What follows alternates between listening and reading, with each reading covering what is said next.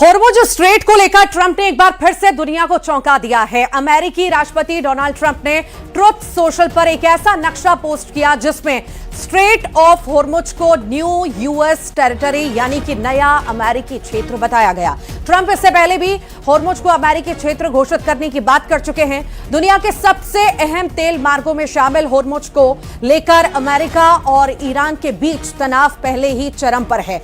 ऐसे में ट्रंप के इस नक्शे को जारी करने के बाद वैश्विक स्तर पर हलचल भी मची हुई है। तो वहीं ट्रंप ने दावा किया है कि होर्मुज स्ट्रेट से गुजरने वाले 1000 से ज्यादा जहाजों को अमेरिका ने एस्कॉर्ट किया है।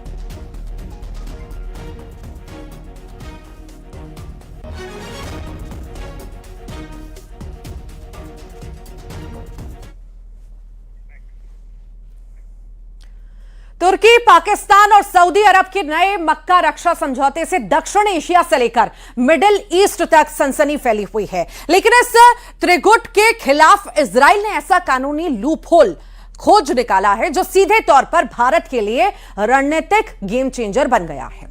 इजरायली एक्सपर्ट्स के मुताबिक अगर तुर्की अपने घर से बाहर यानी कि पाकिस्तान की धरती पर आकर भारत के खिलाफ किसी दुस्साहस में शामिल होता है तो नाटो का आर्टिकल 5 उसे सुरक्षा कवच नहीं देगा। यानी भारत बिना किसी अंतर्राष्ट्रीय पाबंदी के पाकिस्तान में घुसे तुर्की के ठिकानों पर करारा पलटवार कर सकता है। पर सवाल यह है कि मक्का समझौते के तहत बने इस नए ब्लॉक से भारत, इजराइल, मिस्र और यूनान समेत आखिर कितने देशों को सबसे बड़ा खतरा है और आखिर क्यों? देखिए इस खास रिपोर्ट के जरिए।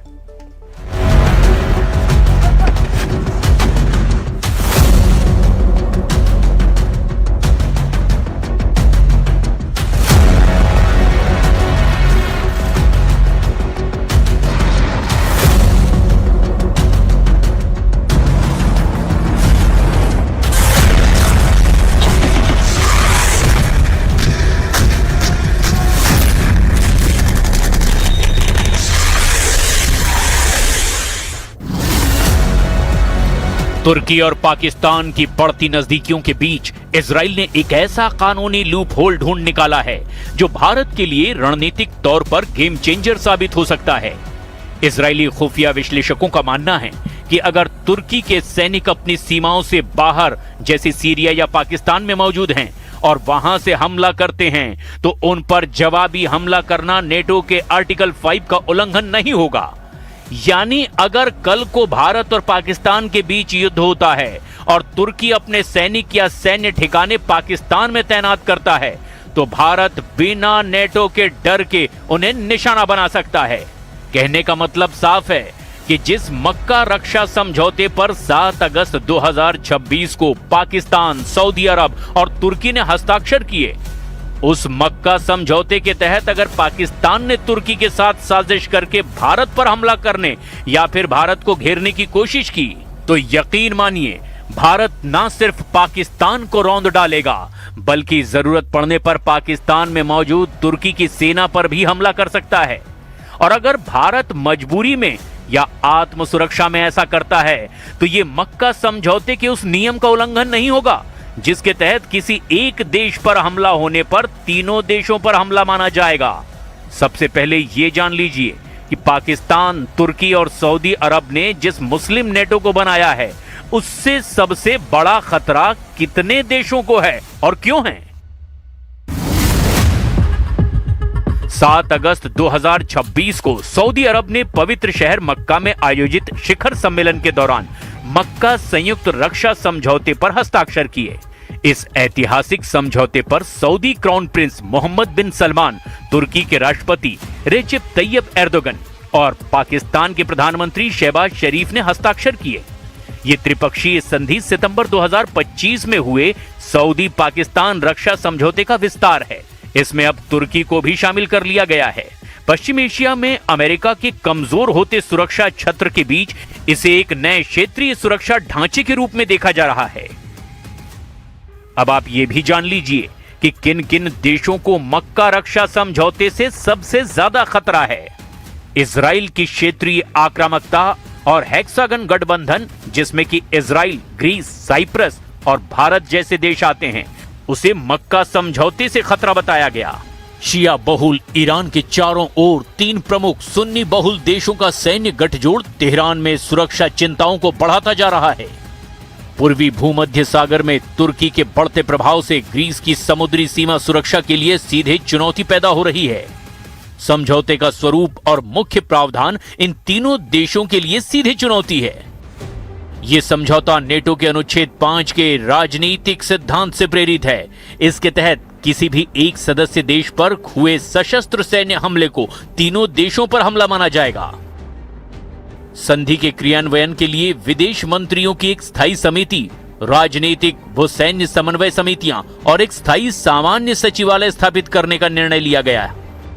इस समझौते का मुख्य आधार रक्षा तकनीक का आदान प्रदान, हथियारों का सह उत्पादन जैसे तुर्की के बैराक्टर ड्रोन और कान फाइटर जेट प्रोजेक्ट और खुफिया जानकारियां साझा करना है। ये गठबंधन एक बंद समूह नहीं, तुर्की और पाकिस्तान के मुताबिक मिस्र और बांग्लादेश जैसे अन्य देश भी निकट भविष्य में इस सुरक्षा व्यवस्था में शामिल हो सकते हैं। امریکا در عربستان حمله بکنه این پاکستان هیچ عکس العمل نشون نمیده، حتی ترکیه، چون میدونن اگه عکس العمل نشون بدن وارد جنگی خواهند شد که طرفش ایران خواهد بود. بیشتر جنبه‌های تبلیغاتی و اینها داره و به نظر من از نظر تهدید ایران هیچ اثری نداره. पाकिस्तान तुर्की पर भारी पड़ेगा भारत, इजराइल का बड़ा दावा। इजराइल ने पाकिस्तान और तुर्की और भारत पर हमले को लेकर एक ऐसा सनसनीखेज दावा किया है जिसे भारत का मास्टर स्ट्रोक माना जा रहा है। अगर कल को भारत और पाकिस्तान के बीच युद्ध होता है और तुर्की अपने सैनिक या सैन्य ठिकाने पाकिस्तान में तैनात करता है तो भारत बिना नेटो के डर के उन्हें निशाना बना सकता है। तुर्की से लगातार बढ़ते तनाव के बीच इजराइल के रणनीतिकारों ने नेटो के आर्टिकल 5 के तौर तरीकों और उनके दायरों की बारीकी से जांच पड़ताल की है। उनका निष्कर्ष है कि सामूहिक सुरक्षा की गारंटी उन तुर्की सैन्य कंपनियों की सुरक्षा नहीं करती जो देश की सीमाओं के बाहर काम कर रही हैं। इजराइल हायोम के मुताबिक अब यह माना जा रहा है कि सीरिया में तैनात तुर्की सेना पर इजराइल के हमले को अपने आप नेटो के सामूहिक सुरक्षा तंत्र के दायरे में नहीं माना जाएगा। इसी निष्कर्ष के आधार पर इजराइल तुर्की सेना के वहां पहुंचने से पहले ही उसके सैन्य ठिकानों पर हमला करने के विकल्प खोज रहा है। नेटो के नियम के मुताबिक अगर किसी सदस्य देश जैसे कि तुर्की पर कोई हमला होता है तो बाकी सभी देश उसे अपने ऊपर हमला मानेंगे और मिलकर बचाव करेंगे। लेकिन इजरायली रणनीतिकारों ने साफ कर दिया है कि नेटो का सामूहिक सुरक्षा का ये नियम सिर्फ सदस्य देश की अपनी आधिकारिक सीमा की रक्षा के लिए लागू होता है। यानी भारत को इजराइल ने एक रास्ता दिखा दिया है। अगर तुर्की पाकिस्तान के अंदर अपने सैनिकों को भेजता है या फिर सैन्य ठिकाने बनाता है तो युद्ध के समय भारत उसे तबाह कर सकता है और नेटो इसमें दखल नहीं देगा। क्षेत्रीय सीमा का नियम। नेटो का आर्टिकल 5 यानी सामूहिक सुरक्षा व्यवस्था केवल और केवल किसी सदस्य देश जैसे तुर्की की अपनी आधिकारिक संप्रभु सीमाओं के भीतर लागू होता है। विदेशी धरती पर सुरक्षा शून्य। यदि तुर्की के सैनिक, उसके लड़ाकू विमान या उसकी मिसाइलें अपनी सीमाओं से बाहर, चाहे वो सीरिया हो या पीओके या फिर पाकिस्तान की सरहद, अगर वहां तैनात होती हैं तो उन पर नेटो की सुरक्षा छतरी लागू नहीं होती। و هر طرحی که مبتنی بر واقعیت‌های ژئوپلیتیک و تاریخی منطقه باشه، جامع و شامل باشه، دشمن و تهدید رو درست شناسایی بکنه، شانس این رو داره که کمک بکنه به تقویت امنیت و جلوگیری از بی‌ثباتی و سوء استفاده های دشمن صهیونیستی و इजराइल के इस खुलासे ने भारत के रक्षा रणनीतिकारों को एक ऐसा फ्री हैंड दे दिया है जिसने पाकिस्तानी जनरल आसिम मुनीर के सारे गणित को ही बिगाड़ कर रख दिया है। कल को अगर भारत पाक जंग छिड़ती है और एर्दोगन अपने बायराक्टार ड्रोन या फिर सैन्य सलाहकारों को पाकिस्तान या पीओके में उतारते